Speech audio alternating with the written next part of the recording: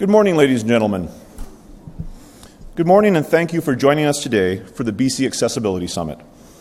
I'm honored to be here with you on the traditional territory of the Coast Salish peoples. Now, this feels good to see all of you out there and know that there are many people watching on our webcast. Anyone can watch the live stream of the summit, but we do have some common viewing areas for people to get together, including our Work BC Employment Services Centre across the province. Today's summit is about how we're going to move forward as a province on the vision of becoming the most progressive place to live in Canada for people with disabilities. This is a process that began in December of last year. It is a process that has included a great deal of work by a vast number of people. Today is an important step forward in the process. So thank you for your participation. And here to give the traditional blessing is Musqueam Elder Mary Charles.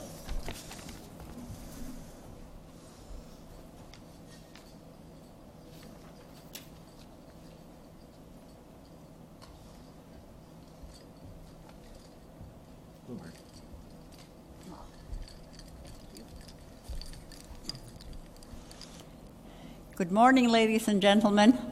I'm so very honored and delighted to be here this morning to welcome you to our Coast Salish traditional territory. Usually when I go somewhere I say Musqueam traditional territory, but I would be in trouble today with my family from Squamish and Burrard because we share this territory. So I must be nice to my families. So I welcome you all to Vancouver. I'm sorry we haven't turned the sunshine on yet, but thank you all for coming, and this is just a wonderful day, and as I say, I'm very honored to be here. And as we do in our tradition, I'll start our day with a little prayer, and you're more than welcome to stay seated. I know you have a long day ahead of you. Thank you, Great Spirit, for this new day.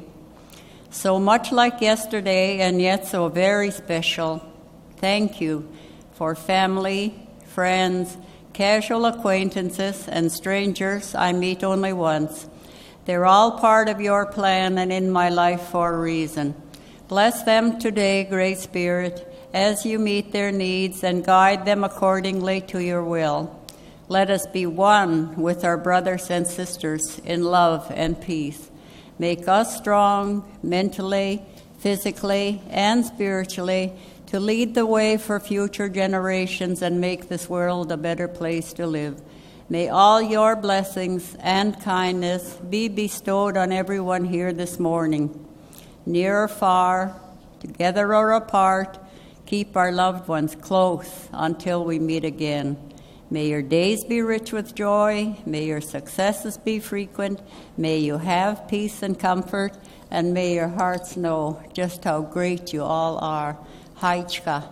Haichka in our dialect is, I thank you. I thank you for this great honor and privilege for being here with you. Thank you. Thank you. Thank you very much. Thank you, Mary, and thank you to the Musqueam Band. I should just take a second and introduce myself. My name is Don McCrae. I'm Minister of Social Development and Social Innovation for the province of British Columbia, and I'm pleased to be your MC today. Now, ladies and gentlemen, over the past number of months, I've had the opportunity to travel the province and participate in conversations in a number of communities about what we, as a society, can do to decrease barriers and increase accessibility in British Columbia. Something that is very clear to me, this is not something that just any one group can accomplish on their own. While government has a huge role, we all need to work together. The disability community, the business community, and all levels of government to bring our goals to life. From December 3rd to March 11th, we ran a province-wide consultation. We talked to people from communities all around the province who took the time to share their thoughts, concerns, and ideas. There are a number of people in the room today and watching the webcast who have helped make this comprehensive undertaking a success. I'm going to use my time up here to thank as many people as I can, because the reality is, the reason this process has been such a success is because of the support we have received. I also want to showcase just how broad our support has been within government, within the disability community, the business sector, and from community champions. I'd like to start with my colleagues from government, many of whom attended consultation sessions in their communities, some more than one, and have expressed their support and commitment to this very important issue. We have Ministers Kadiu, Ministers Watt, Wilkinson, and Yamamoto are here today, and there are others who are unable to be here today, but are a very important part of the process. MLAs Larson, Sullivan, Reid, Bing, Lee, Reimer, Sturdy, there's more MLAs, Horn, Martin, Thornthwaite, Dr. Moira Stillwell, and Michelle Sobel, and others who couldn't make it here today. Now, MLA Sullivan went above and beyond during this process, attending sessions on my behalf, emceeing events, and encouraging people to get out and participate. I want to give a big thank you out to you, Sam. Thank you so very much.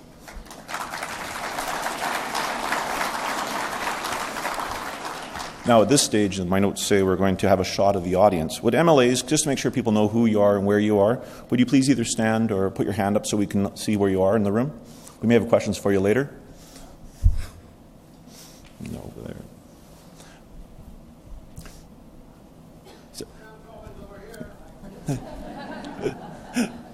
Thank you, Sam.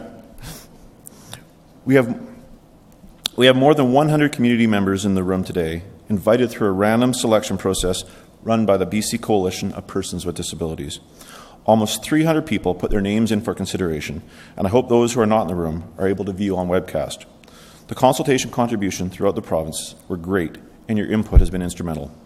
You are the reason we initiated the public consultation and the reason we are taking action. We appreciate your participation in today's summit. I think there's going to be another wide shot of the audience. For those of you who are comfortable, please take a few seconds and either raise your hand or stand and make sure we are able to recognize and say thank you. Can we give them a round of applause, please?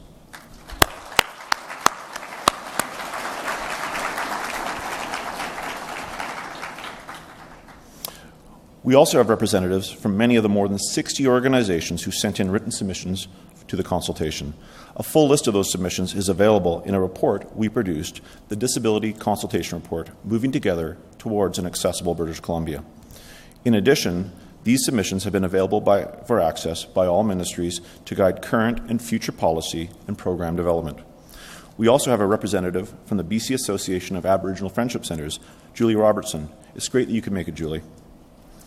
Is Julie here somewhere? Where's Julie? With a hand or a wave? There she is. There's Julie. Thank you very much. Let's give her a round of applause.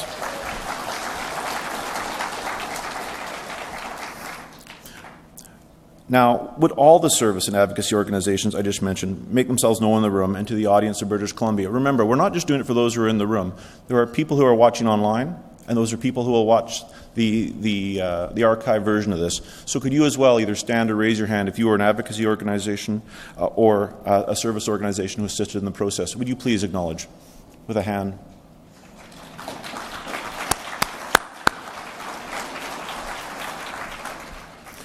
The next group I'd like to acknowledge is the Ministers' Council on Employment and Accessibility, who represent the disability community as part of the leadership team for the consultation. This group includes people from business, non-government, and government sectors, as well as families and individuals with disabilities. They advise me on ways to increase employment and accessibility in our province. Now, Carla Coltro, who is the chair of the council, a lawyer and a Paralympian, and is also vice chair of the Workers' Compensation Appeal Tribunal of British Columbia, she'll also be participating in today's discussion later. And there are 13 other people on the Ministers' Council, and a number of them are here today, including Dr. Joe McLaughlin, who's a deputy chair of the council and runs McLaughlin Educational Consulting Services. He's advised us throughout the process on behalf of the deaf, hard of hearing, and deaf-blind community to ensure their voices were heard. Dr. Gary Birch, who is the Executive Director of the Neil Squire Society. Neil Belanger, Executive Director of the BC Aboriginal Network on Disability Society. Karen Lai, a local consultant and accessibility advisor who has also helped us with this summit. Roger Mundell, CEO of UDO2 Online Learning Solutions. We have Her Worship, Mary Shostrom, who's the Mayor of Quesnel, and will also be moderating a panel discussion later today. Marilyn Tifting, the Vice President of Human Resources of TELUS International. Michael Schrader, a teacher and advocate for Ride, Don't Hide. And Robin Syme, who is the Executive Director of CanAssist and is here on behalf of Nigel Livingston, who is on sabbatical.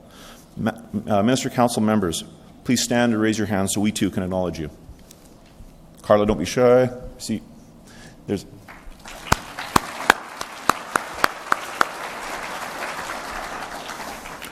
Another group that has been instrumental in guiding the consultation process on behalf of the disability community is a Supporting Increased Participation Group, or SIP, as we call them. And I apologize, but we do love our acronyms. SIP members include Jane Dyson and Robin Loxton from the BC Coalition of People with Disabilities, Faith Bodner from Inclusion British Columbia, Neil Belanger from the BC Aboriginal Network on Disability Society, who also is a member of my Ministers' Council. We have Bev Goutre, Johnny Morris, Paige Thompson from the Canadian Mental Health Association BC Division, Lorraine Kopis and Karen Williams from the Social Planning and Research Council, and Kendra Milne from the Community Legal Assistance Society. This group advises my ministry on policy issues related to low-income British Columbians, and the members have been involved in a number of key areas of the consultation. SIP brought together 100 disability advocates for a 5-hour open space forum in Vancouver in early January, a very dynamic day. Many of the members attended consultation sessions in their communities, and we received written submissions from many members of the group on behalf of their organizations.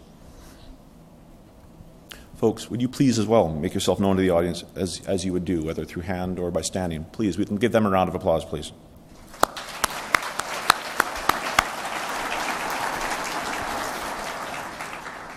I would also like to single out Jane Dyson, who has been truly instrumental throughout the consultation process for special recognition.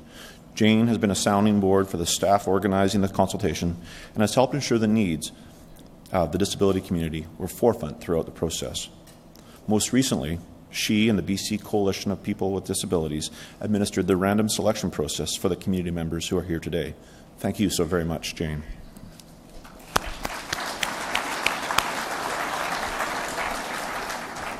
And from the third area of the consultation leadership team, business, we have members of the President's Group. This group of BC business leaders, 15 in total, have come together to advise government and champion employment and consumer opportunities to improve outcomes for people with disabilities.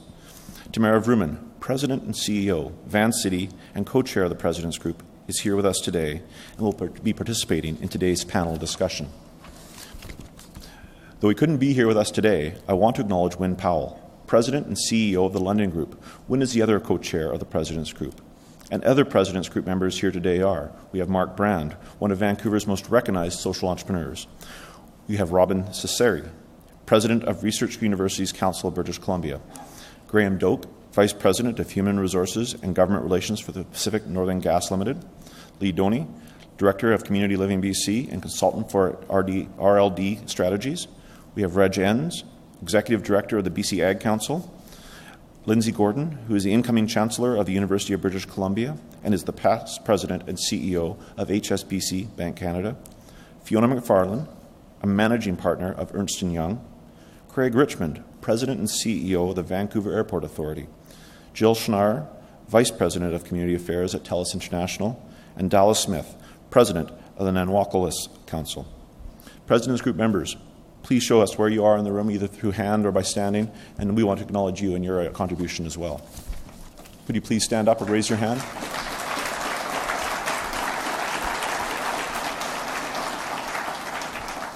Thank you for joining us today, and for the few who are unable to attend, I look forward to working with you in the future.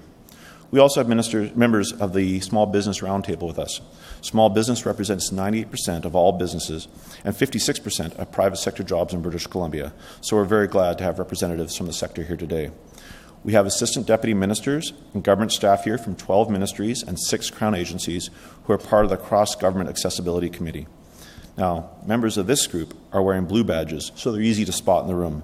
But please identify yourself now so people can see who you are and seek you out later should they have questions. So we're going to have a crowd shot, if we may, and the blue badge people.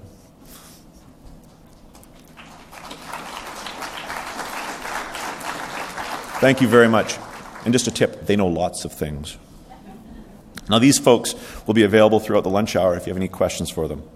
I know there are many others in the room and watching on the webcast who have made significant contributions to the consultation process and who will be key as we move forward in making British Columbia more accessible. I want to thank everyone for taking time to participate in the summit today and listening to the names of the great number of people who are supporting this effort. Now, I will tell you one of the great things about being the MC is that not only do I get to acknowledge and thank everyone, I get to establish the flow of the day. First, I'm going to talk about the overall consultation process and the consultation report that we recently released. Later, we'll be hearing from our Premier, Christy Clark, who is responsible for setting us on this path. And we have a video greeting from the man in motion himself, Rick Hansen.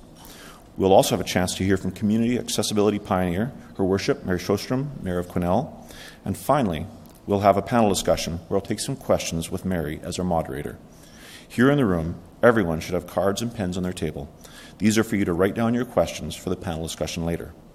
For those of you watching the webcast, you can tweet in your questions using hashtag DisabilityBC. That's hashtag DisabilityBC. We'll be collecting all the questions, and around 11 o'clock, just before we start the panel. And at that point, Mayor Sjostrom will take over, and I'll be joined by Carla Qualtrough and Tamara Vrooman. Mary will read the selection of the questions, and we'll discuss how we'll work together to increase accessibility in British Columbia.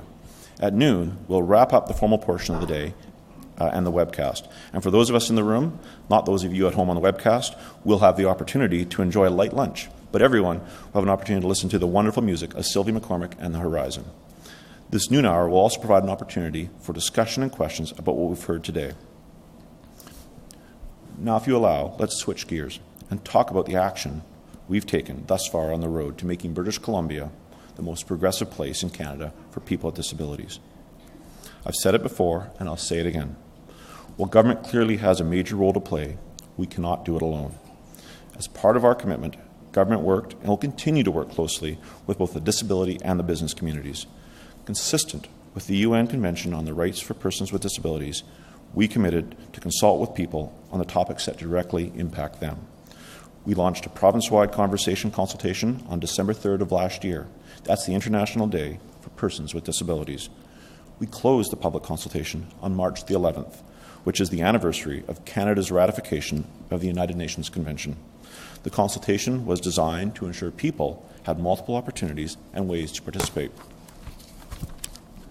Participants were encouraged to be as frank as they were comfortable with, both about what was working and where improvements could be made.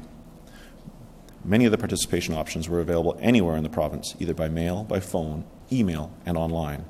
Half the consultation sessions were held in communities outside the Lower Mainland of Victoria, and in addition, hundreds of people participated by posting their thoughts on our online forum, hosting a conversation using a downloaded conversation toolkit, tweeting, sending emails, calling in their comments, or sending in written submissions. It was important that the voices of Aboriginal people be heard as part of this process, so a special in-person session was held in Terrace at the Commodity Friendship Society. We also encouraged attendance and participation throughout the province using social media and outreach with our partners. Throughout the deaf, hard of hearing, and deafblind community provided helpful feedback to improve the accessibility of the website, and a consultation was specifically for this community was held on February the 25th. At every in-person community consultation session, table discussions were led by community champions, community members who understand the issues faced by people with disabilities, who volunteered their time to help facilitate the discussions.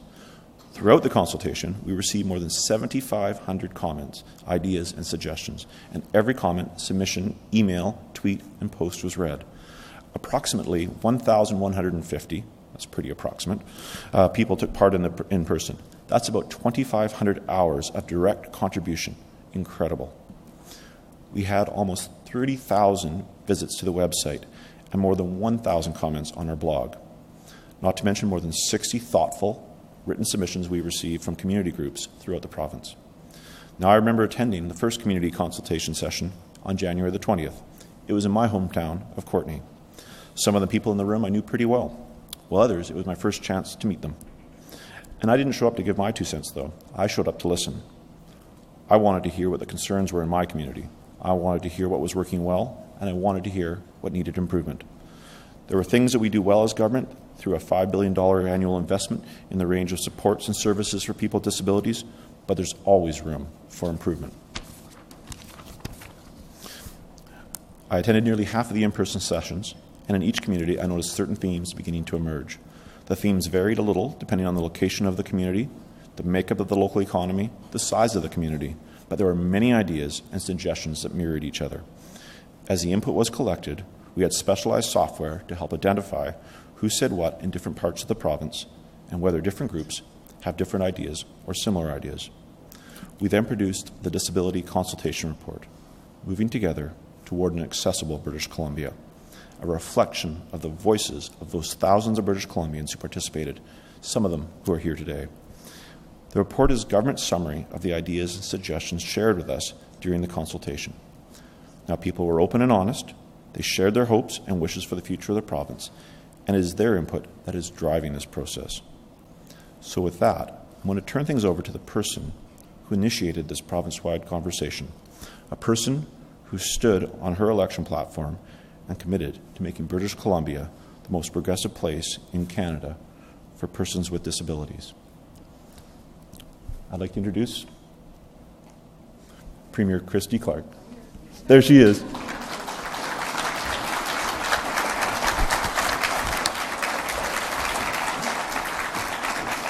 Premier, I was looking the wrong side. Sorry, I didn't see you there. I was looking to the left. Sorry about that. Thank you very much. Thank you very much, Don. Thank you very much for all of you for attending and being a part of this important summit today. As Don said, we made a commitment on May 14th last year, and we intend to keep that commitment. It is a big, challenging commitment to keep, but it is an important one to keep. And I know that you've been introduced to the 8 ministers and 19 MLAs from government who are here today, all of whom are here today because it is crucially important that we succeed. So what does the most progressive place in Canada for people with disabilities look like? We have set a vision, as you know, for British Columbia to be that place in this country, a province where disabilities are no barrier to living full and fulfilling lives, fully contributing to communities. A place where no British Columbian is ever told that their goals are out of their reach because of their disability. We live in a complex society. We live in a society full of challenges and barriers that can be a part of everyday life for all of us. But some of those challenges and barriers are so much more significant for people who live with a disability. For what for some can seem very trivial, for others can seem to be insurmountable obstacles. I remember, in fact, in my lifetime, not long ago, there were no ramped curbs at intersections in many communities in British Columbia. And for most of us, for me at that time, it was something that I didn't particularly notice. And now, as a society, we have come to understand in every corner of British Columbia that for some people that presented, as I said, an insurmountable barrier, a barrier that took away independence. But then things changed because people with disabilities, people like you in this room, some of whom are in this room, raised your voices to make a difference. And now you can you can't find any community in British Columbia that doesn't have ramped curbs at every corner. So just how much more difficult is it for a person living with a disability to face and overcome challenges that most people take for granted? Probably a lot more than most British Columbians can even begin to imagine. And that is why we made the commitment to make British Columbia the most advanced province in this country for persons with disabilities. But we cannot accomplish that alone. There are 550,000 people living with disabilities here in British Columbia. And we need them. We need you. And we need other British Columbians to share your experiences and your ideas about how we can improve, to find ways that we can work together to reduce those barriers. Because whether you're someone who lives with a disability, or you're a friend, or you're a family member, you're a neighbor, you're an employer, you're a co-worker, we all have a role. Everyone can help people with disabilities fully participate in our communities. Help make sure that those who are living with disabilities lead fulfilling lives, fully participating in communities, fully participating in workplaces where possible. And that is why for 3 months, Don McCrae, who has given his heart and soul in so many ways to this consultation, has worked to make sure that we are traveling the province and listening to people from every walk of life and every corner of BC. And so as a result of the work that you have done together with Don and his team, we know a lot more than ever before about how people live, how they learn, and the challenges that they face. And so today, I am delighted to unveil Accessibility 2024. This is our 10-year action plan to respond to the voices of those thousands of British Columbians who have been heard. Making progress in each and every year of the next 10, we intend to lead the country in accessibility by achieving these 12 goals. We intend to be the most accessible government in Canada, the most accessible services in Canada, the best internet access, the most accessible building code, the most accessible housing options, the most accessible communities, the most accessible transportation options, the most responsive disability assistance programs, the best labour participation rate for persons with disabilities, the highest savings rate for people with disabilities, emergency response plans that include and incorporate the needs of persons living with disabilities, and finally, to be recognized as the premier accessible travel destination with the best goods and service delivery for both our citizens living here in BC and for people who are traveling to come and visit. This is our commitment based on what we heard from thousands of people like you over the last 3 months. Our commitment to lead the way, to push back against challenges, against prejudice, and against barriers. And while there is a lot of work to do in that plan, because those goals are incredibly ambitious, we can take some of the first steps right here, right now. And that's to make sure that we are giving a singular focus within government and devoting specific resources to coordinating the plan. It starts with appointing Linda Larson as BC's first ever parliamentary secretary on accessibility. Linda, as you may know, has done extensive work with seniors around the province. And now, in moving into the area more broadly of accessibility for people all across British Columbia, she will be helping Don in giving specific focus to this particular plan to ensure that we work not just in this ministry, but all across government. Linda will work closely with all of you, with people with disabilities as well, with nonprofits, with businesses to develop inclusive practices, to provide direction to the new BC Accessibility Secretariat that we are going to be launching this fall. Second, we will look for options for a made-in-BC approach with legislation that will improve access for persons with disabilities. It's important that we don't see that as a way to increase red tape, but there is a way to do it, a way that makes sure it's doable and that it works for people who need it. And it's important to note as well that we aren't starting from scratch here. We have, as a society, made a lot of progress over previous years. And many businesses, for example, have already shown that they're willing to step up and provide solutions, creative solutions for accessibility. I know that Don McCrae introduced you to the President's Group this morning. That was a group of very firmly committed CEOs who are ready to lead the way.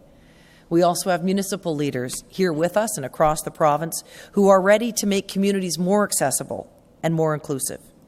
We have inspirational leaders like Carla and Rick who've opened doors and have inspired people all around the world. We have so much to be proud of, and we have so much here in British Columbia to build on. Third, people receiving long-term disability assistance have told us as well that we need a system that recognizes their long-term needs beyond the monthly return-to-work-based income assistance system. What they want and what they deserve is greater dignity and respect. So we will look for ways to to separate the two sides of the system in a respectful way that recognizes and balances the needs of those needing short-term assistance to return to work and those who need longer-term support.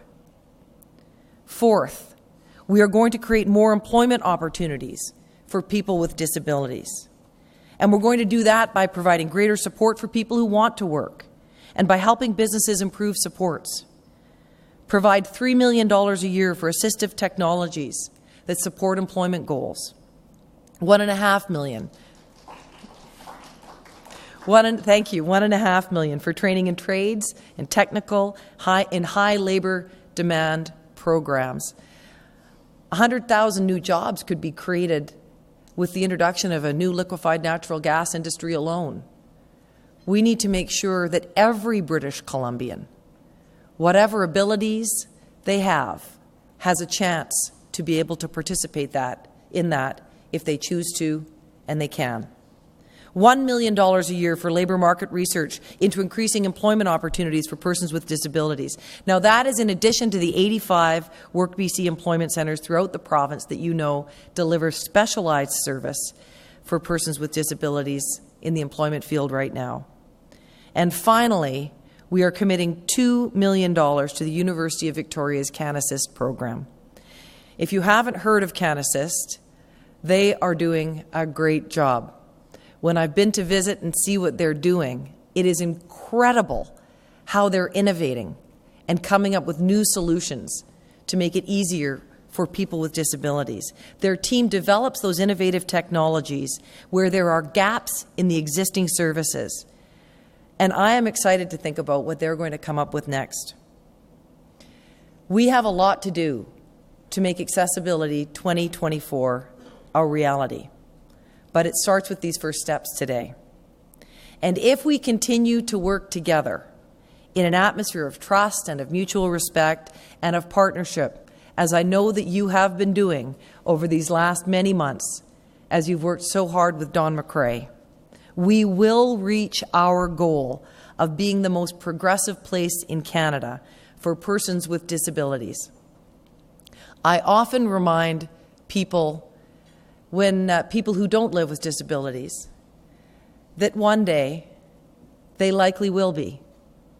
If not them personally as they age, then certainly a family member who they work with and support and care about.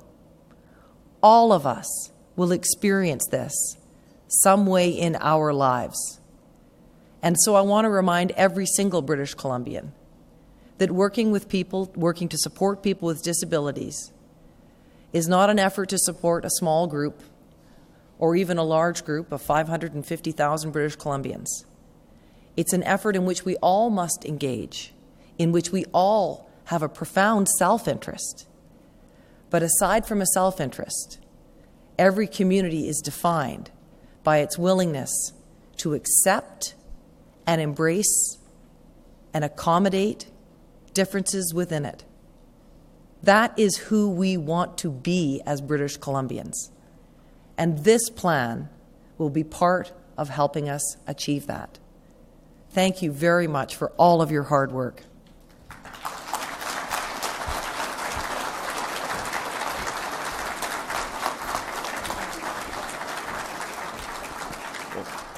Well, thank you so very much, Premier. Thank you for your words. Thank you for your vision. Now, Premier, when I was appointed as Minister of Social Development and Social Innovation, I was given a mandate. Part of that mandate was to improve the lives of people with disabilities living in British Columbia. This is a mandate that matters, and I know you are fully behind that. We're going to take a moment now to distribute in the room Accessibility 2024, the 10-year plan our Premier has just released. So please take a look at Accessibility 2024. Take a look, and if you have any questions, put them on cards or tweet them using #DisabilityBC. That's #DisabilityBC. And during this time, you can fill out some of your questions, and then we'll resume the program. And again, Premier, thank you so much for your support to make this the most accessible province in all of Canada. Thank you, Don, and thanks to everybody here. Thank you very much.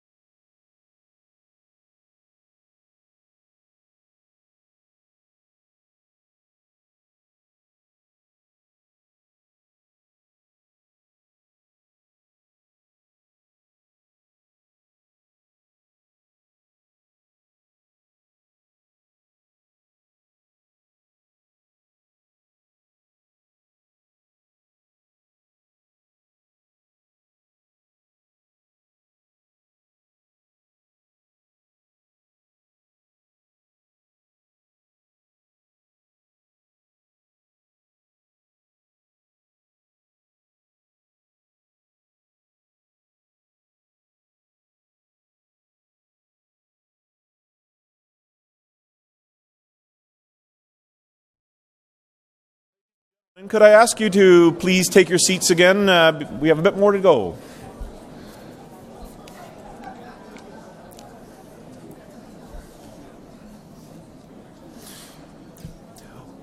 Well, now that Accessibility 2024 has been distributed throughout the room and posted on our website, we can resume the program. I know some of you have already filled out cards because I already have 2 in my hand. That being said, hold on to them. They will be collected by staff in a few minutes, and if you have an epiphany, add another one by all means, but hold on to your cards for a few more minutes. Now, I want to do, as we resume, I want to do so with a special message from Rick Hansen. Rick's commitment to accessibility throughout the years has been tireless, and to have his support is very encouraging. I recently read a quote of Rick's. He said, "My goal has always been to build an even greater awareness of our need to move from a view that accessibility is just about getting in and out of buildings to a view of intentionally designing and creating a fully inclusive community so that people with disabilities can fully participate." He's got it right. Intentional accessibility is everything that we do. It is the accessibility lens that we need to start viewing our world. Rick is up on the Central Coast right now, and we appreciate that he's able to be here virtually. So without further ado, here's Rick.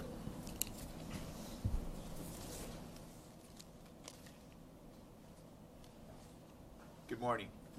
I'm sorry that I'm not able to join you in person at this historic summit, but I'm honored to be able to share this message with you today. I'd first of all like to congratulate Premier Christy Clark and Minister Don McCrae for their incredible leadership in supporting the journey of people with disabilities and their quest for a fully accessible and inclusive British Columbia.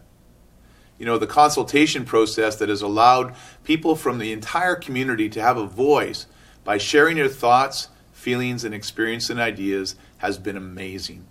The results shared here today prove that those concerns were heard loud and clear.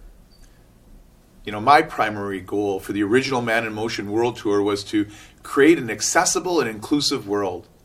And in the 27 years since, we've seen tremendous progress in all sectors of society. However, we still have a long way to go. Many barriers still stand in the way. And these can only be removed by leadership from government and collaboration with business, the social sector, and individuals with disabilities from across our communities. Today's announcement will not only enhance the everyday lives of people living with disabilities, but of everyone in this entire province, working to make smarter, more efficient, more caring British Columbia makes great social and economic sense. This government's leadership highlights a commitment to people with disabilities that says no one will be left behind. I'd like to congratulate the leaders in this process, Carla Quattro, Tamara Vrooman, and Wynne Powell, as well as all of those who have had the courage to be able to step up and contribute their views and aspirations for building a better British Columbia. It is truly inspirational and encouraging for me to be able to see this kind of wellspring of support and willingness to collaborate for a better future. You know, today is a great new beginning for BC as we address past economic and socially limiting policies that have burdened all British Columbians for far too long. Premier Clark and Minister McCrae's commitment to a balanced budget, job creation, and economic growth is truly to be applauded as it benefits all of us here in British Columbia. But an even greater accomplishment is their courage to exercise their leadership, to recognize that inclusivity is a pathway to economic sustainability. Addressing policies that hold people back will ensure that future decisions that are made with a commitment to inclusivity for people with disabilities. Having this as a core value will ensure that we liberate human potential, leadership and productivity in every corner of BC. Smart legislation that clarifies our expectations and accountability is so vitally needed. These steps, they will pave the way for progress in BC. It will set a broader vision and a roadmap to inspire and challenge businesses to join with government and the social sector to be able to tackle important and challenging issues faced by our community. As we all know, Gone are the days that government is expected to do everything on its own. Key partnerships are integral to improving the lives of people living with disabilities. The private sector, together with government, will be able to add tremendous energy to their communities, their employees, and customers. It will also strengthen businesses by creating new customers, greater degrees of productivity, and expanding new opportunities. The not-for-profit sector and social sector must also continue to commit to be better. We must ask ourselves similar questions that are being posed to government and to business. How can we collaborate more effectively and be more productive? How can we form partnerships with business and government in the community? How can we have a better impact with the precious resources that we have? How can we be more accountable to people with disabilities? While I believe in celebrating how far we've all come, I know that our best work is still in front of us. Together, we can turn this dream into a reality. I encourage the 550,000 British Columbians that have disabilities and the organizations that represent them to join in this journey to liberate the potential of all of our citizens. By embarking on this new and exciting journey, people with disabilities can demonstrate that they can not only identify the problems and barriers that are out there, but they can actually work together to define new and different solutions. Removing these long-standing problems for people with disabilities will create new dreams as more people become included in the entire fabric of our society. It will bring meaning to their lives and inspire others to make a difference by doing their part. Infused by hope, inspiration, courage, and determination, our collective work will set a new standard in motion. Together we can raise the province up to a completely different level, one that is accessible and inclusive to all. I want to congratulate Premier Clark and Minister McCrae and all this community that have worked so hard to make it possible. Our best work lies ahead, so let's get going and never ever give up on that dream.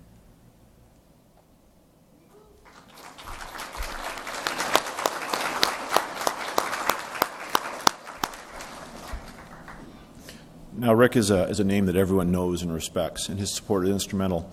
If I can just vary from my notes for a second, I'd like to introduce two individuals. First, we have Minister Suzanne Anton, Minister of Justice, who has joined us here today, and thank you very much, Suzanne. And in Premier Clark's speech, I'd like to just, again, to introduce Linda Larson, who is the MLA for the Boundaries and Milkameen area of British Columbia. If you're not sure where that is Soyuz, Oliver, that part of British Columbia, and the new Parliamentary Secretary for Accessibility. Linda Larson, will you please stand up? I know you're, where are you? There she is. She has a large task in front of her, but I know she's up to it. Now, another name that is well known to me is Her Worship Mary Sjostrom, the Mayor of the great community of Quesnel. Mary has a long history of improving accessibility in her community. Mary is the outgoing president of the Union of British Columbia Municipalities and is a member of the Ministers' Council on Employment and Accessibility and was part of an earlier accessibility initiative called Measuring Up. Measuring Up supported communities to become more accessible and inclusive for people with disabilities. And the work that Mary and the City of Quesnel did is a great example of that legacy. Would you all please welcome Her Worship Mary Sjostrom to the stage.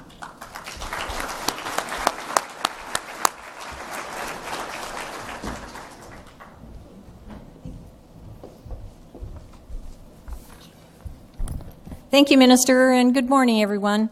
I just can't say enough about how pleased I am to be here this morning to launch this with this Accessibility Summit. I really want to applaud the Premier, Minister McCrae, the Province of British Columbia, and all of you in the room today and those folks watching who partaked in the consultation process. And as we move forward with the vision over the next 10 years, we can't stop there, and each and every one of us know that. I want to say, as the mayor of a very small community of 10,000, we have a service area of 25,000. we know the importance of accessibility and inclusion. And for some of you, you wouldn't realize that in these small communities, particularly in northern British Columbia, we do have the challenges. But I just want to tell you a little bit about Quesnel. We're in the Caribou. We're located on the confluence of 3 rivers. It's a great place to vacation. Come and visit us. And, often people say, well, where's Quesnel? And I have to say, well, Williams Lake, Prince George, we're right in the middle. But we're very proud of our community. We recently have adopted our Quesnel Integrated Community Sustainability Plan this year. This outlines our social and community well-being strategy. In part, our goal is to meet residents' physical needs through services and infrastructure by making accessibility a priority. Paired with our transportation and mobility strategy, we aim to ensure that all residents can easily maneuver our great city. We set aside a portion of our budget annually to support curb cuts and planning as local accessibility needs meet and are identified. Employment in our community for folks has really escalated over the years, with many businesses participating, and we really appreciate those small businesses. Even if it's only 4 hours a day for some of these folks, it really adds to their quality of life. The City of Quesnel currently has 7 part-time and full-time employees with varying levels of disability who work at City Hall, the Fire Hall, the RCMP Detachment, and the Quesnel and District Recreation Centre.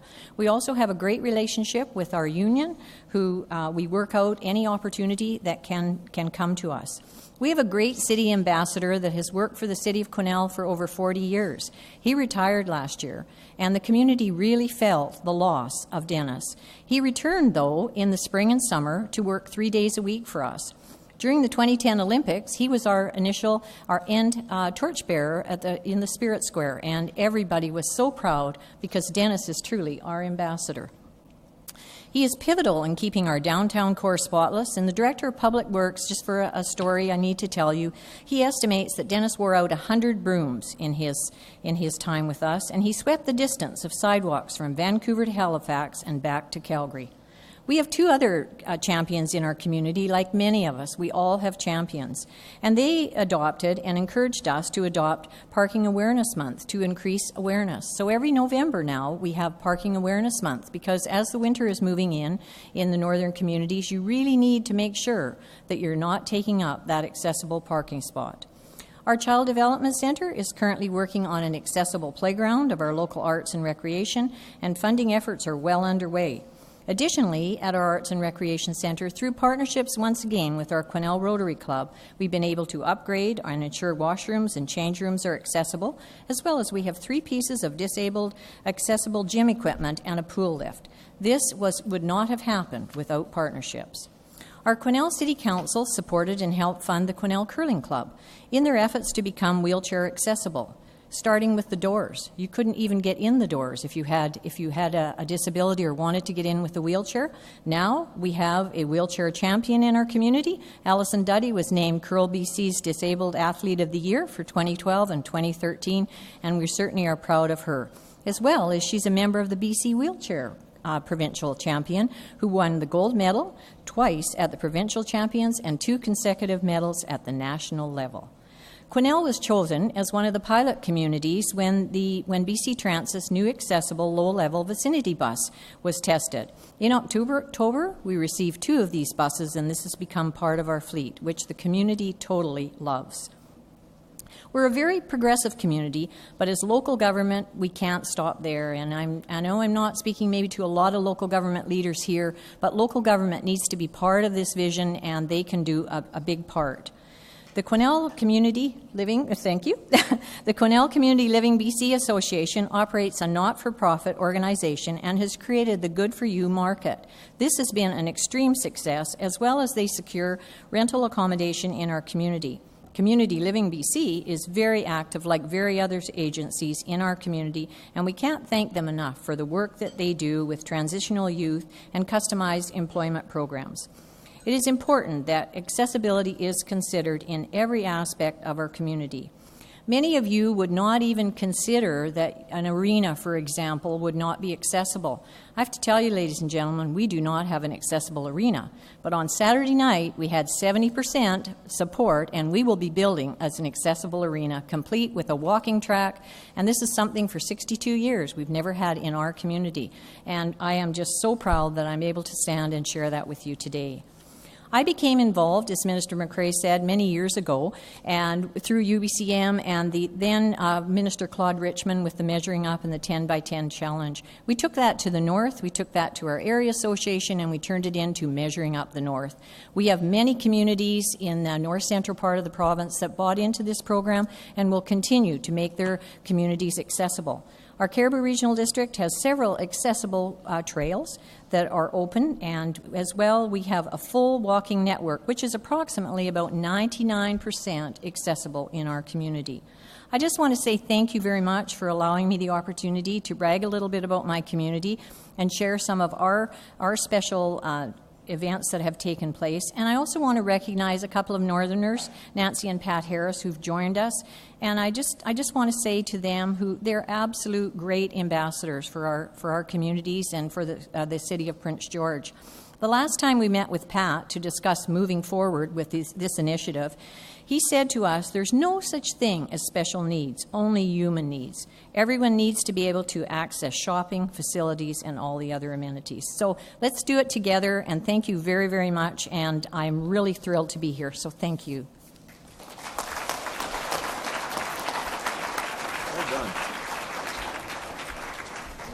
Well, thank you so very much, Mary, for your work over the years and for your persistence. And don't look at it as bragging about your community. It's showing other communities about what they should and can do.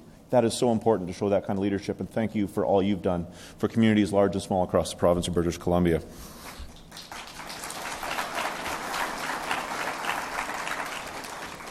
There's also a saying in government that we always whisper, don't mess with Quesnel. Your advice and support is greatly appreciated, Mary, by my ministry and by the people in your city and in the province. And thank you for moderating our upcoming panel discussion. Before we move on to the panel, I'd like to take a few minutes to collect the questions from here in the room and do a final check on Twitter for any questions that our webcast audience may have. Now, to staff who are coming around to collect, if you can remember, I actually have 2 questions I was given up here on the stage, so please don't let those ones be left behind. And while this is happening, I'd like to invite Carla Qualtrough and Tamara Vuman to join us on the stage. So, Tamara and Carla, could you please come on up?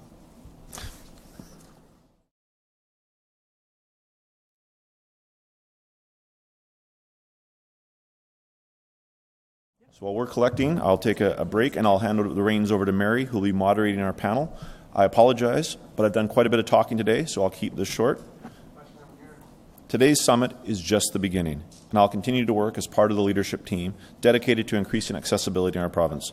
I look forward to your questions and to the ongoing discussion in the weeks and months ahead. And now I'll turn the table over to Mary.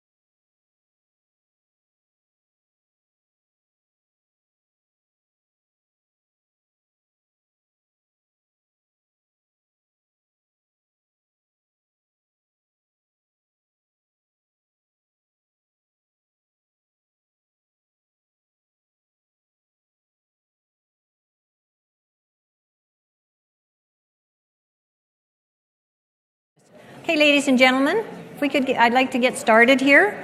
And I would like to thank Minister McCrae very much for asking me to moderate this part of the session. And just remember that if we don't get to your questions, we certainly will collect them and we'll do our very, very best to get the answers. I just have a great pleasure to introduce our table guest, and I want to start with Carla Quattro. She's the chair of the Ministers' Council on Employment and Accessibility, which I have the pleasure of serving on. She's a lawyer, a Paralympian, a mother, a daughter, and an all-round fantastic person. She's worked tirelessly through the process through advice, attending community consultation sessions, attending announcements, and serving as a blogger for the consultation site. So please join me, as many of you know, and welcome Carla.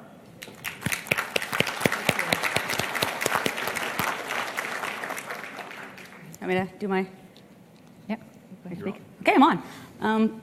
Just to start out, I'd like to express my nervousness, and for those of you in the room who know me know that that's not something I'm prone to being, but it's because this means so very much, and it's because we've all worked so very hard, and so many people have put themselves out in doing this. So I've actually prepared notes, which again I'm not usually done, but I want to make sure I thank the people I'm here to thank, and I want to make sure you all hear how important this is to all of us and how hard we've all been trying to work on your behalf and with you to achieve what can only be described as a really monumental step moving forward for people with disability in BC. Today's really a good day for British Columbia.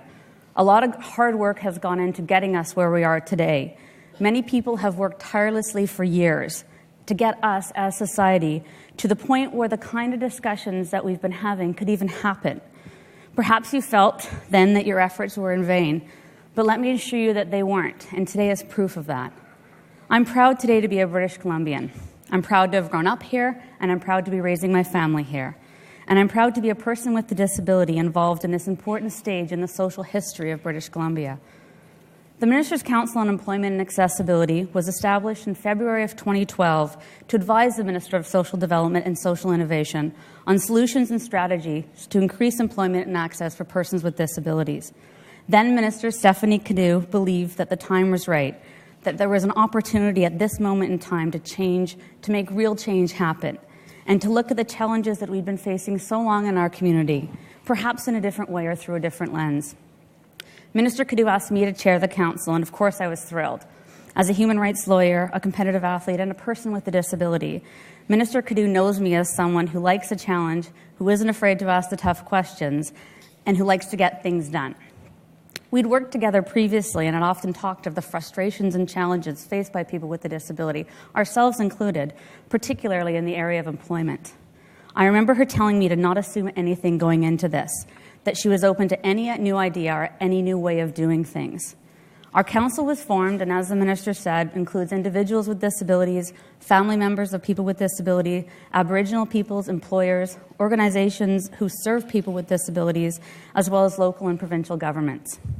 Many of our council had been involved in the disability community for years, and all of us were very sensitive to the reality that there's been other times where similar well-intended groups had been formed with the hope of making a difference. We recognized from the start that we wanted to take concrete actions and make and recommend things that could be acted upon.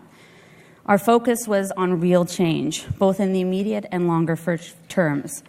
We wanted to assist those British Columbians with disabilities who want to work now and lay the foundation for future generations to have improved access and opportunity.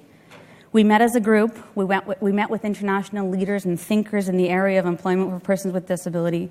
We presented at UBCM. We met with municipal leaders. We met with employers. We met with a lot of people. We met with local disability community organizations, and we developed an action plan. In September of 2012, we delivered our action plan framework to the minister. We identified problems that we believed contributed to low rates of employment for persons with disabilities in BC.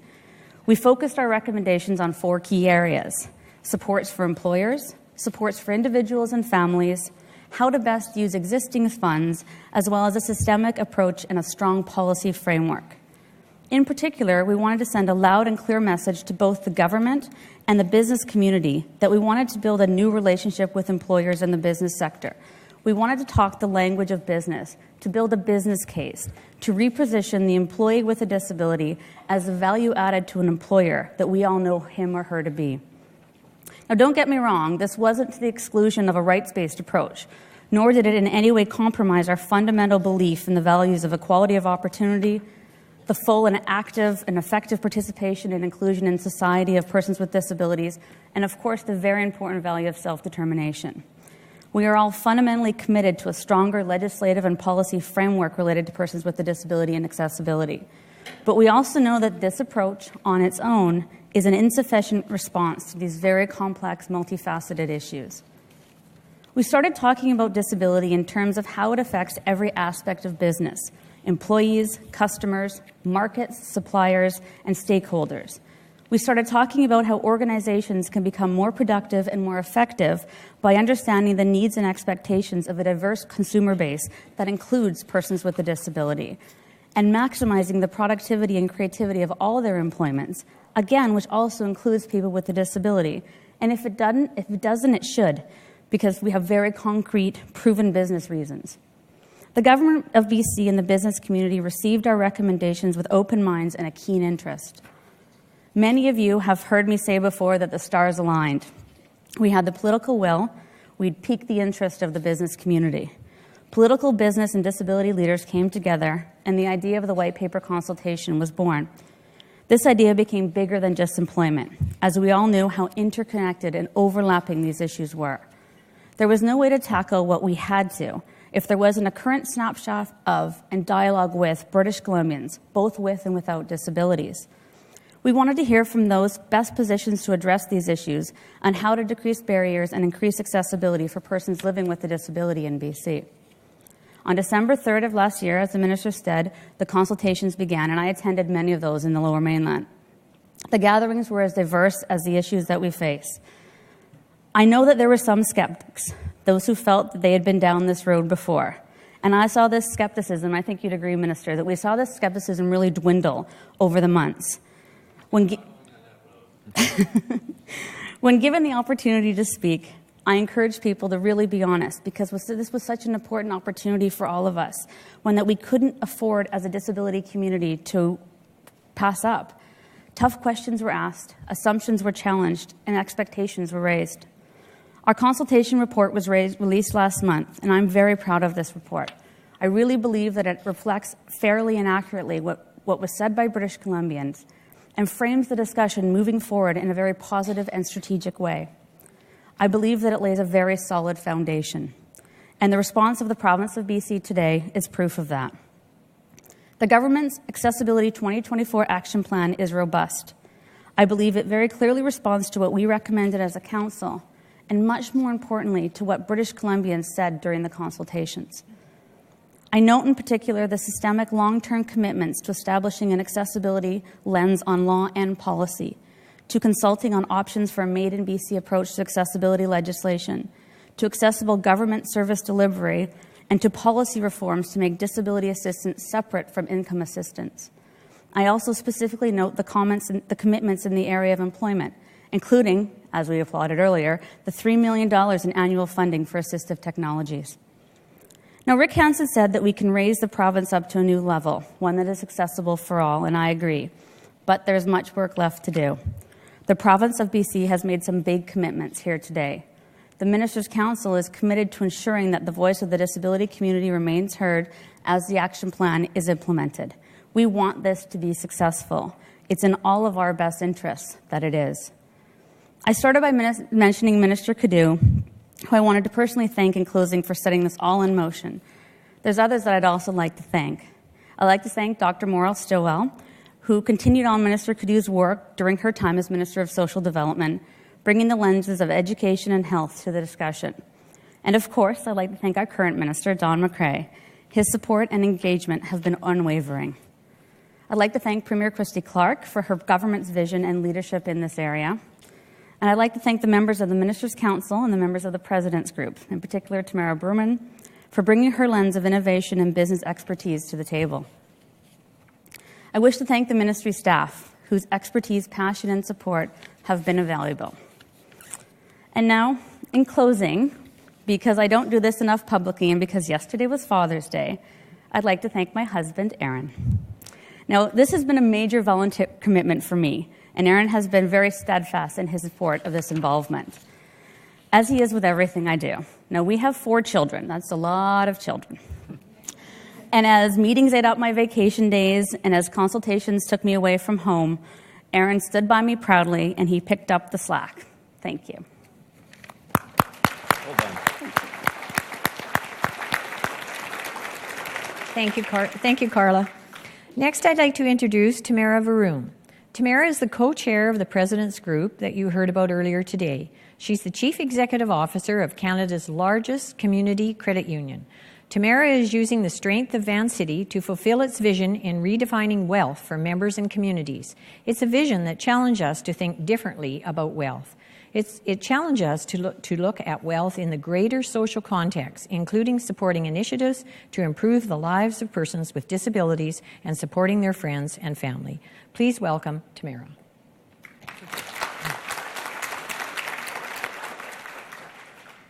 Thank you very much, Mary, and it is my sincere pleasure to be joining you this morning representing the President's Council. My colleague, Wynne Powell, the President and CEO of the London Group, couldn't be here today, but I know that he is here in spirit and feels very passionately about the issues that we're talking about here today. Like Carla, I was born and raised in British Columbia and very proud of the work that we have done collectively as a province as we've grown throughout our history. But one of the areas where I think we all almost always haven't been as great as we can be is in the area of creating truly inclusive, fully participating communities. And so that's the reason why I was delighted to accept initially then Minister Stilwell's invitation and then Minister McCrae's invitation to co-chair the President's Council. One of the very early things we did in the process, as the minister's consultation process was getting going, Carla and I appeared on CKNW radio on the Bill Good Show just to talk about what we were doing and why it was important. And something happened during that interview that has really stayed with me in the months since. We talked a lot about policy, about business environment, about labor, about social issues, about the role that government plays, all of those sort of big head issues that Bill Good likes to get into on his show. And then the callers started to call in, people from the public. And I was struck by the fact that every single caller who called in was a person with disabilities or a parent or a caregiver of a person with disabilities who was phoning in wanting to know where they could go to get a job. And it was that basic. And the fact that I led a business and was on the radio, people thought, hey, there's an opportunity to talk to somebody who might be interested in helping me or my loved one to gain employment. And the stories that these callers told were very, very powerful. They were usually very ordinary in their description about the daily challenges to getting the contribution that they could make recognized by the business community, whether it was a small business, a medium-sized business, or a large business. They told stories about government, but always these stories were ones where you could hear the passion and energy in their voices. They could contribute more. They wanted to contribute more, but they needed the business community to step up and to not be so closed, frankly, in terms of these opportunities. And so the work that we have in front of us is, in fact, a very, very important work. And I carry the work that we're doing with the President's Council. In that work, I carry the stories of those anonymous callers who called in to tell me their stories. And what was really quite gratifying is, we have a very strong business community in this province, one that has helped build both the economy, but also the social fabric that we have today. You may not know this, but businesses in British Columbia are regularly cited for being among the most generous in the country for giving of their employees through volunteerism, through partnering with not-for-profits, and through giving back through what we call corporate social responsibility. And all of that is great. But the true opportunity that business has, which is really the work of the President's Council, is to not think of inclusiveness and hiring people with disabilities as something a not-for-profit does or a government does or something that is done as part of your philanthropic work, but really seeing hiring people with disabilities and creating employment as core to our business objectives, core to our success, and ultimately core to our sustainability and profitability. And so when we went out to the business community with Minister McCrae and asked for business leaders to come together, it was amazing, the response. You know, from the four corners of the province, from small business, from resource industries, service industries, financial industries, post-secondary education, the airport, all said yes to the invitation. And we had our first meeting just after the white paper was produced, and some recommendations came out. And I was really struck by the fact that each and every one of the business leaders is committed to sharing experiences, to what we're calling myth-busting around sharing with our colleagues the fact that hiring people with disabilities, again, is a core part of creating a strong and sustainable business as much as it is a core part of creating a strong and sustainable community. And so our work is just beginning at the President's Council. We're very excited to be able to take the recommendations that Carla and the Minister and Mary put together through the Ministers' Council and really put them into action through the business community.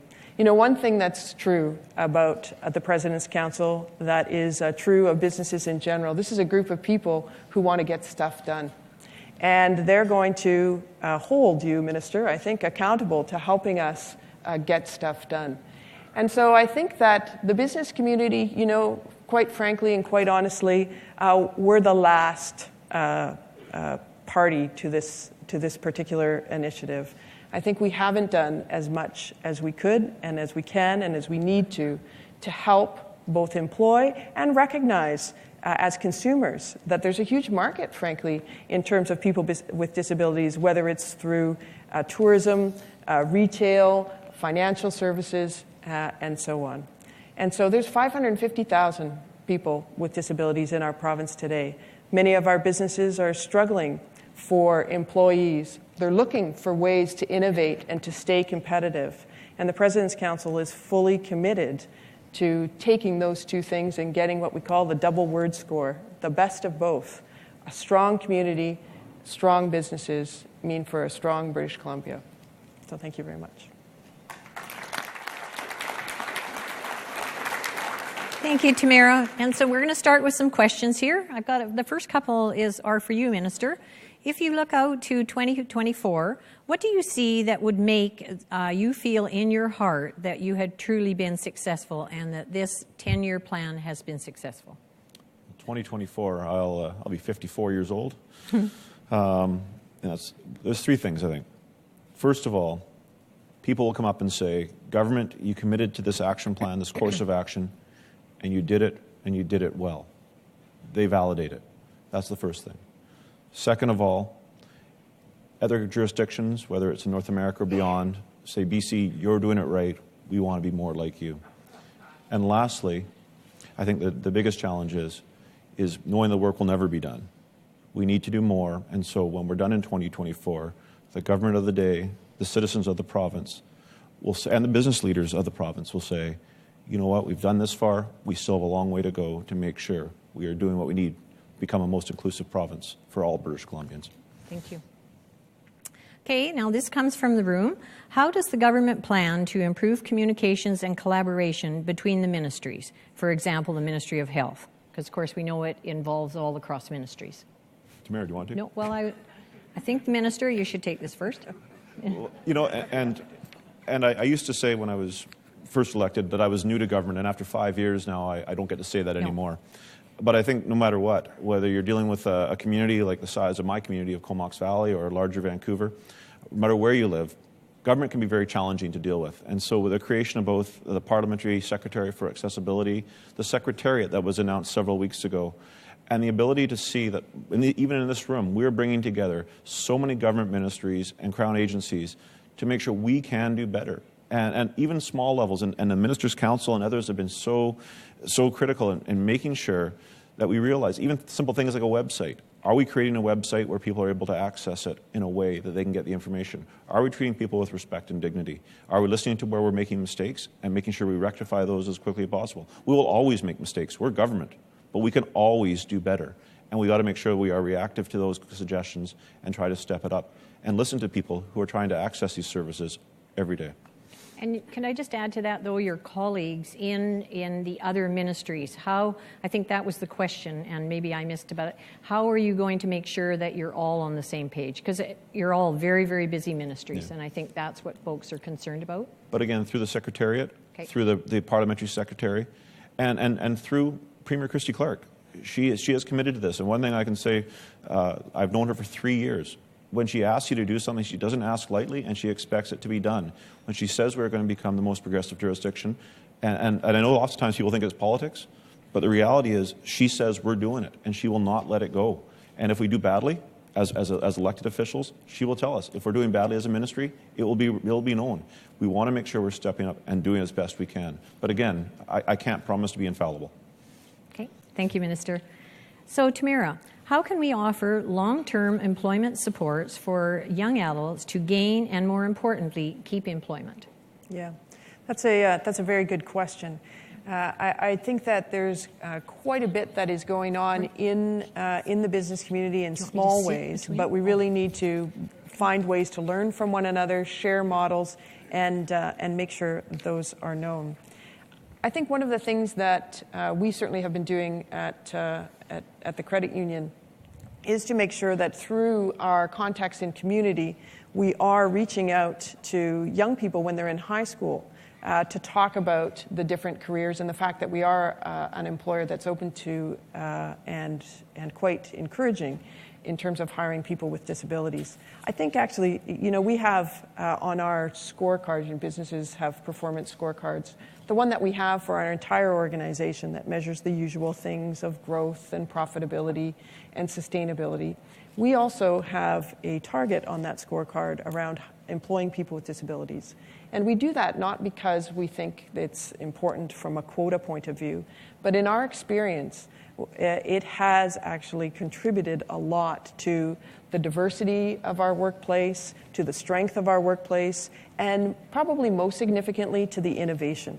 And so we find that people that come with different experiences, people with disabilities included, tend to bring different perspectives that allow us to build a stronger business. We build a stronger work culture, a culture that's more tolerant, more inclusive, more dynamic, more flexible, and ultimately it helps to grow our business. So I think we need to be working to link people in the community with businesses that have a long-term view in order to create the best opportunities.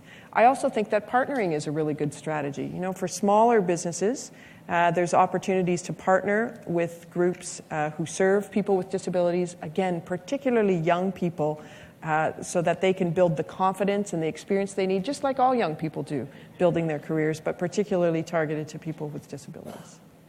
Thank you, Tamara. Carla, this next question is for you. An effort needs to be made to include the deaf, hard of hearing, and deaf-blind in the new Accessibility 24 plan. It makes our group, our community, invisible. For example, 4 pictures of wheelchairs. Yep. I'm not sure. I think that's a comment more that than is a comment, question. And it's something that I'm very well aware of. Disability is not just the wheelchair that someone sits in. Disability is whatever impairment you have or whatever stops you from participating fully and completely in society. I've been educated big time by Joe McLaughlin through the Minister's Council on the specific challenges faced by the deaf and hard of hearing communities. Certainly as someone who's legally blind, I'm very sensitive to the visual impairment side of things, but I think that it's very easy sometimes to portray the image of any group with one particular picture. And we, well-intendedly, but often personify something that is very complex and very diverse with one particular image. And I think we have to be conscious of that. And I know that if you look at the pictures in our report and in this report today, you'll see, I hope, the diversity of our community itself reflected in the different pictures. I don't think it's all wheelchairs. I also know, and I don't know how to say this any more politely than I'm about to, but it's not always obvious that someone has a disability. So if you put a picture of me, for example, up somewhere, you wouldn't know necessarily that I'm legally blind, unless you, of course, saw my speaking notes, which are about this big per letter. And again, I just said this big, and there are many of you in the room who don't know what I meant by that, that I was holding my hand up and doing a 4-inch kind of example of that. And I guess all I would say then to that comment, Mary, is we need to be vigilant. We need to have our imaging and our messaging reflect everyone in the community, everyone in the province that sees themselves as having a disability. And again, I think, Minister, you can agree with me that when we were through the consultations, the breadth of participants, even well beyond the scope of what we had thought of as disability as a council almost going in, we don't want to limit that in terms of what we consider the group that we're trying to serve with these efforts. So we hear you, whoever said that, and we're very sensitive to that. Thank you. Okay, Minister, next for you. What are some of the priorities in terms of research to support and contribute the implementation of this plan? Well, we work, first of all, with a broad range. And one of the things that's really important is through the Ministers' Council, we have brought in people who are experts in this area. People not only just in terms of their daily living, but also in terms of their professional lives.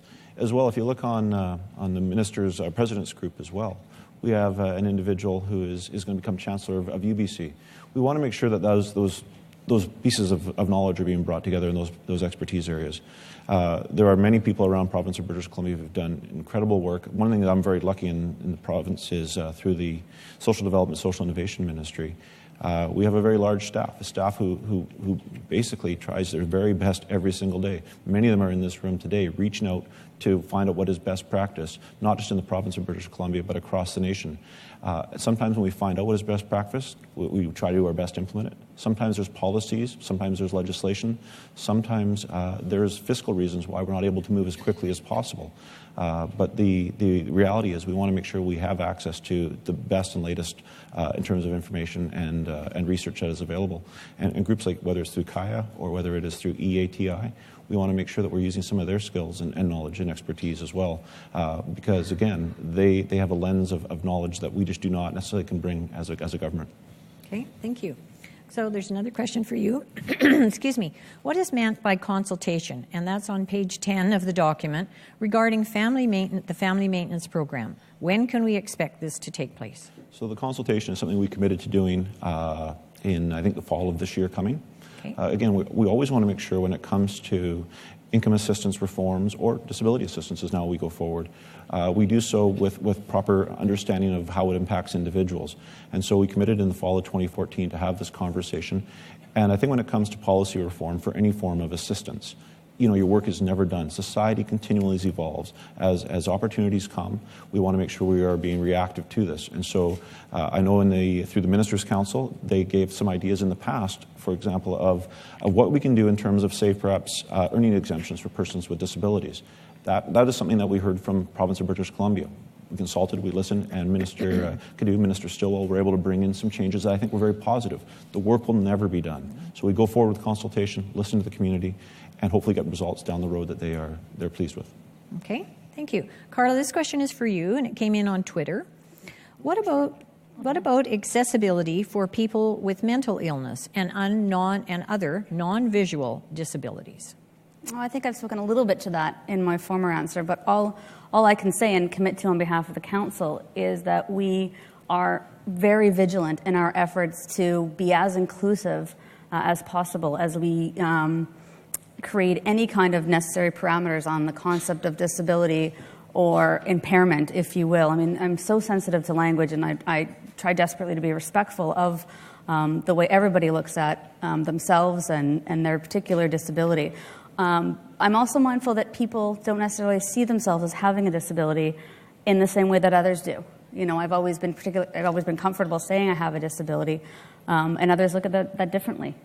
So all I can say is we recognize that mental illness certainly is an impairment to full participation in society, that there will be accommodations required for people who have mental illness to participate in meaningful ways, and we want to make sure that that is reflected in any work that we do.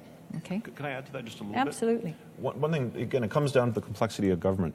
So when it comes to something like mental illness, you may be using, for example, the Ministry of Social Development, Social Innovation. We have 70 programs that we use to support certain individuals.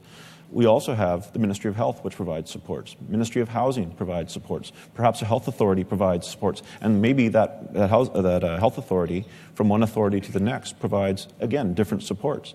And it's really challenging for individuals, especially when they're in a vulnerable period of their time.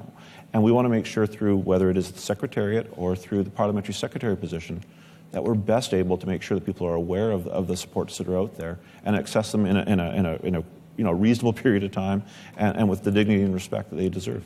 Okay, thank you. Tamara, did you have anything to add? Well, I just think the issues that both the Minister and Carla brought up are very, very real. And certainly, again, through the President's Council, we also have talked a lot at our first meeting about different kinds of disabilities, how to recognize them in our workplaces, people with developmental disabilities, people with mental illness. I know in my own organization, disclosure is a huge issue, and we struggle with it with respect to privacy and respect. But we know that if we create a workplace that is welcoming, that is sensitive, that provides opportunities and looks always to be removing barriers for people with disabilities, then regardless of whether people present in a visible way or whether they're comfortable disclosing, we'll have the kind of workplace and the kind of environment that we seek. Okay, thank you. Okay, Minister, you seem to be very popular this morning here, so this is good.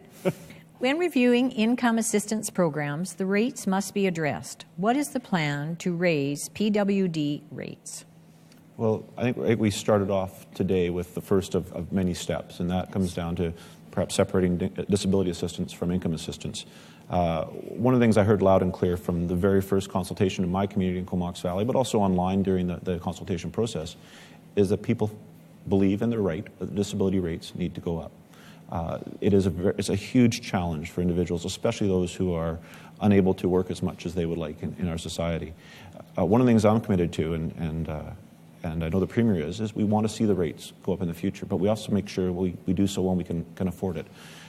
We talk about how we can have a growing economy. I look forward to having a conversation as we've now balanced the budget, but as we go forward and there's monies to spend, government has to make decisions as to where those monies get spent.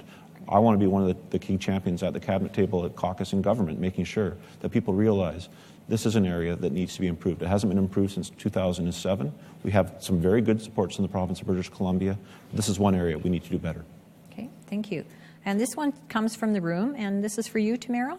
How much funding will be set aside for jobs for support worker? I'm sorry, could you repeat that? How much funding will be set aside for jobs for support workers, I guess? Yeah, I'm not sure the funding question per se, but I know that when we hire in our own organization, and again, we've been discussing this at the early stages in the President's Council, that sometimes it's not just the environment or the employment opportunity or accommodation in the physical or even the culture, if you like, of the workplace. Often, people require supports and somebody to come in and be with them. And so certainly we've talked about that and the fact that we need to make sure that when we're creating the employment opportunities that we are open to the full range. We've also talked about the fact that we need to share ideas and be creative, where things are working in the hospitality industry, how we share those with the financial services industry, where things are working in the food service industry, that we share those back to the education industry, and so on. Skills training is another area that we've really focused on and will be focusing on in terms of the way forward. We haven't set aside a budget, though, in terms of funding, just recognizing that every business owner and leader is looking at ways to share programs, strategies, opportunities, structures that have worked well in their businesses. Okay, absolutely, Minister. So I've now had the honor to be Minister of Social Development, and with a mic, there we go. I've had the honor to be Minister of Social Development for a year now. I have learned so much in the last year from many individuals, both people within the ministry and people in our community and beyond. One of the individuals who really struck me as really understanding the employment piece was a gentleman I'm sure people in this room are aware of, a gentleman named Mark Wafer, who is an employer from Southern Ontario. And in a very clear, concise, and easy way, he made me understand some of the challenges for employment. So through Province of British Columbia, we have Work BC offices. We have about $300 million that we spend as a ministry in those areas providing supports. If you look across the province of British Columbia, I would argue, in some places, we do a pretty good job providing supports. Because oftentimes, an employer to adapt a workplace may be nothing. Like maybe half the individuals wanting to find employment. The adaptation is zero. And then another 35 or 40% is about $500. And then it gets expensive for the last 7 or 8%. Doesn't mean we shouldn't do it. But Work BC needs to make sure we're providing the resources and the services to allow individuals to be paired with employers to have success. All employers want to have great employees who are going to serve a long period of time. Employees want to have a successful opportunity to work with an employer. And if Work BC can step up, and I know they're doing this in places around the province to an even higher degree, it will be better to help that inclusive employment opportunity for all British Columbians, but we still need to keep on working in that area. Okay. We have a great team in Quesnel. Absolutely. That's my point. We would love don't mess with Quesnel. Okay, Carla from the room, how do you, and when they say you plan, I would think the Ministers' Council and your team. Let's hope so. To include persons with disabilities in the implementation of this plan? Okay, that's a good question. And as I alluded to a little bit in my opening remarks, we as a council are going to work hand in hand with the ministry, with staff, with the minister, with the president's group, as this moves forward. And and I tried very politely, not to say we're going to hold you accountable, but Tamara said it, so now I can say it. We definitely want to make sure that these promises are kept, and I have every confidence that they will be, because I really think that it's in everybody's interest that they are.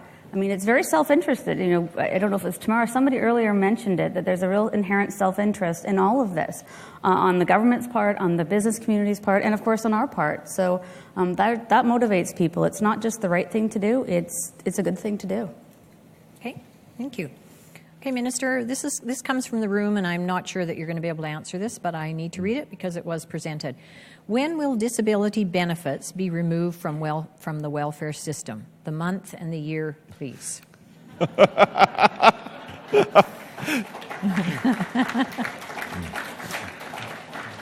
Well, if I had the MLA/minister power stick, I'd like to do it immediately. Okay. But you want to make sure when we do these kind of changes, and while it seems, like it's just an easy policy change and it's done, you don't want to have a negative impact on anybody's life unintentionally along the way. And so one of the things as well through this ministry, I think there's been a strong culture of making sure that there's always consultation and communication. Yes, sometimes we can do better, but we don't want to do anything just because we think we have the best way to do it. If you're going to make a change, you need to make sure you have a conversation with the community you're impacting, make sure that you've hit the test of reasonableness, and you make sure you do it right. The last thing anybody needs to do is, with a good intention idea, to come in and bungle it and cause people to have either checks come at inappropriate times or no checks or more paperwork to happen. But I'm committed to making sure it happens as soon as possible. And my apologies, I'd love to say I could have you even an hour of the day I'd do it. But that being said, I think we're going to be pushing our staff very hard to make sure it happens as soon as possible. Okay, thank you. Absolutely. That was a hard one. This question is for Tamara. What is accessible? How do you plan to include a broad range of perspectives, concerns in defining this? Example, persons with mental illnesses, learning disabilities, and sensory processing, etc. Right. So that's an excellent question. And of course, as has been said by both the Minister and Carla, that's a very complex issue. And so, frankly, the President's Council plans to do two things in response to that. The first is to really take the advice and wisdom and knowledge of the Ministers' Council in terms of making sure that we are thinking as broadly as we need to, that we're educating one another as business leaders, and as I said earlier in my earlier remarks, being as open and curious, frankly, as possible. The second way is many of the business leaders on the President's Council have direct experience around employing people with disabilities and have started to tell the stories and frankly share the learnings around what they'd do over if we could do it over again. And a lot of that has to do with well-intentioned categorization, accommodation, structure, limits that I think we're put in place with in a well-intentioned way, but as we've already started to share, really produced results that we weren't as business leaders looking for. So I think it's a process of openness, it's a process of curiosity, it's a process of learning. And we have excellent advisors and support through Carla and the Council. And we also have the support of our daily experience as business leaders trying to work through and learn how to do this in a new way, in a way that makes sure that we are as open to the diversity of the definition of disability and impairment as we are to the solutions. Carla? Yeah, I guess, sorry, I just wanted to, am I on? Okay. I just wanted to add that it's a very tough challenge creating a systemic approach to a problem that is inherently individual. And if we want to truly include people, we have to recognize that everybody has different needs. Everybody's accommodation needs are different. And we need to, I personally think we need to move from a system that reacts through accommodation to a system that proacts through inclusion. Where, yes, it is always going to be incumbent upon me to tell people what my needs are. I'm going to have to walk into every employer I ever work with and explain that I can't see this, I need this large print, I need this size monitor, I need this software. I'm going to have to be very clear in how I articulate those needs. And all of us will. That's just how it is. But also, to Tamara's point, we need a culture within the business sector that anticipates that to a certain degree and celebrates, what the innovation I or anyone, with a disability brings far outweighs, the $200 cost of the software that I need. And the loyalty you're going to get from me when, if I am brave enough, and I use that deliberately to tell you that I have a disability, that you are going to react by saying, okay, how can we help? We want to get the most out of you. What does that look like? And so really just starting to talk about this whole notion of being apart from the start and not this reactive accommodation. And I'm a human rights lawyer. I live in the world of accommodation. It's a very necessary tool, but it's also reactive. It also requires that somebody, be discriminated against to a certain degree before we can help.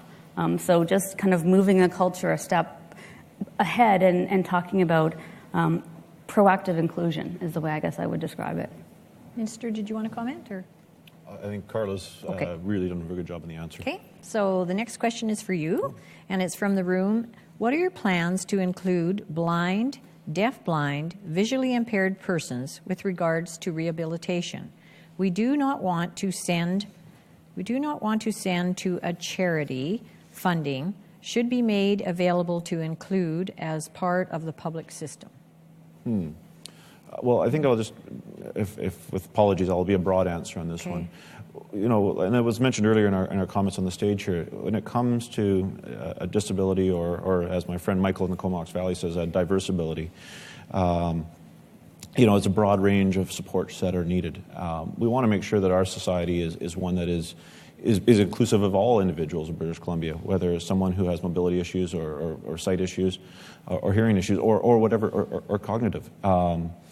But it's hard. There is so many different individuals. I'm a high school teacher by profession. I try really hard when I teach in the classroom to deal with the 20 to 30 students that I have to deal with on a time and make sure their learning in my classroom is meaningful. Sometimes I do a really good job. Sometimes I could do a better job. I think as a government and as a society, we have to make sure we are making policies that are inclusive, not just for the group you mentioned, but for all British Columbians. And when there are shortcomings there, we address those. And the nice thing about working with the persons with disability community that I've had the opportunity to do for the last 12 months is they're not shy. And when we drop the ball, we get told. And I think that's really important. And I don't want that to ever change. It's important to know that there are shortcomings and we can always do better. Okay, thank you. Okay, Carla, this question is for you, and it's come from the room. The BC human rights process is inaccessible to most British Columbians with disabilities. what are you, and once again, Council, doing to reform this process, or what could you do in the future? Oh dear.